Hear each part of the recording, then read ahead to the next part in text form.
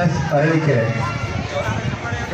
ಜೋರಾದ ಚಪ್ಪಾಳೆಯೊಂದಿಗೆ ವಿದ್ಯಾರ್ಥಿಗಳು ಪ್ರೋತ್ಸಾಹಿಸಬೇಕಾಗಿ ವಿನಂತಿ.